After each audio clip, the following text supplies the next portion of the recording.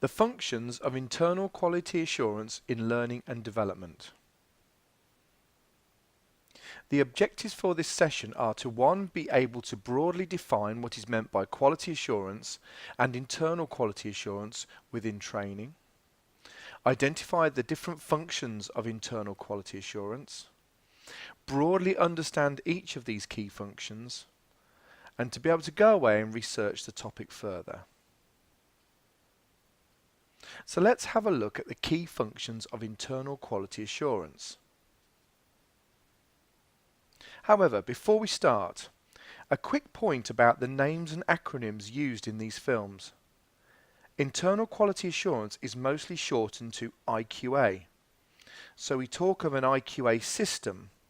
However, also note that the qualified individuals who deliver the system's activities are internal quality assurers.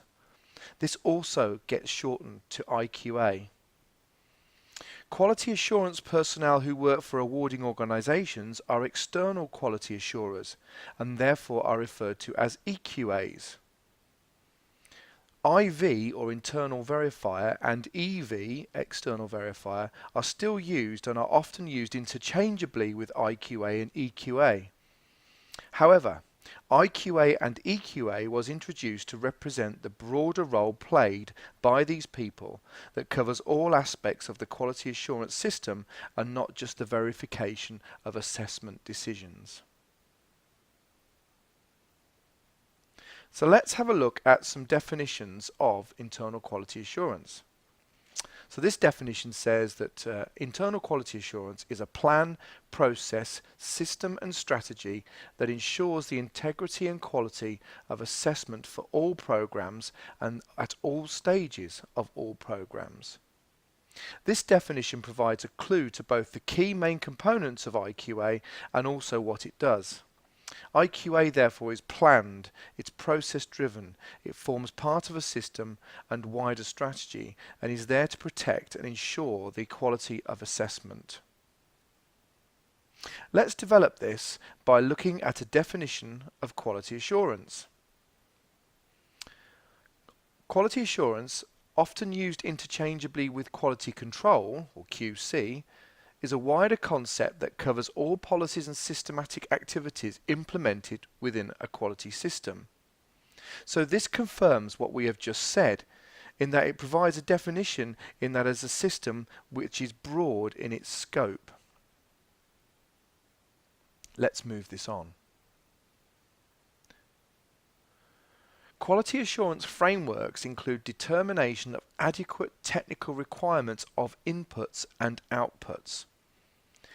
An IQA system needs to ensure that inputs such as personnel and the resources used, and the outputs such as reports, decisions and feedbacks are adequate to meet the technical demands and requirements needed to deliver the qualifications that the training provider offers.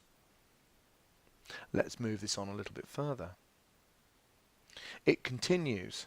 Certification and rating of suppliers, testing of procured materials for its conformance to quality performance, safety and reliability standards, proper receipt storage and issue of materials. From our perspective, the key word here is our reliability. The system needs to be robust enough that it picks up defects and faults and addresses them appropriately and timely. Let's move it on a little bit further. It's the audit of process quality, evaluation of the process to establish corrective responses, and audit of the final output for conformance to technical reliability, maintainability and performance requirements. Keywords here are evaluation and audit. IQAs need to review and evaluate and continually improve the system and process. However, they are also needing to build in clear audit trails so that they can stand up to both internal and external scrutiny. So why have internal quality assurance of assessment at all? Well, the first point here is that we have to ensure that assessors are making consistent and correct decisions. This is the core reason for the system. It is essentially a risk management system. The risk is that learners are certified when they should not be. This could occur from many places, such as poor decisions, but also, for example, where decisions are made by unqualified assessors, for which the countersigning has not occurred. To that end, the system needs to be able to monitor and correct. One of the main ways IQAs achieve consistency in the system of decision making by assessors is to run standardization training and activities. This will be covered in more detail in a later film. Recognised regulated qualifications are checked externally by awarding organisations, but the key checks and balances are internal to the training organisation itself. And any approved training organisation will only get that approval from an awarding organisation, and indeed keep it, by being able to demonstrate continually that they have a robust internal quality assurance system that is effective. IQAs might support or even lead meetings with awarding organisations, or liaise with other key managers and administration staff within their organisation.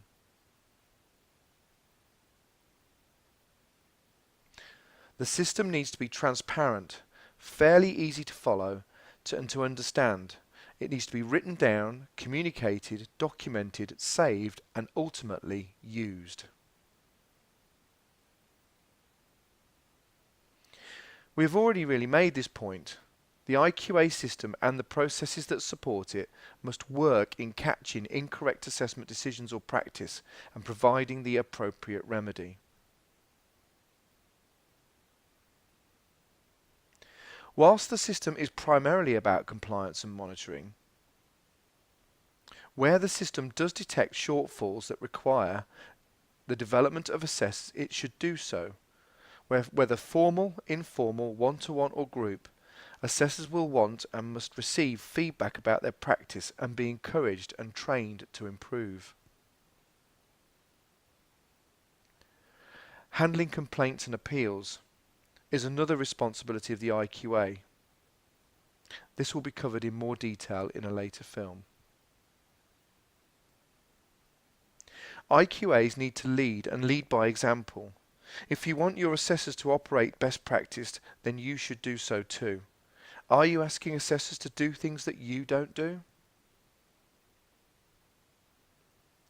Let's just review the objectives of this film. Firstly, to be able to broadly define what we mean by internal quality assurance, which we have done. We've looked at the different functions of internal quality assurance generally, and we've broadly delved into what each of these functions mean. This is a topic you can now go away and research further.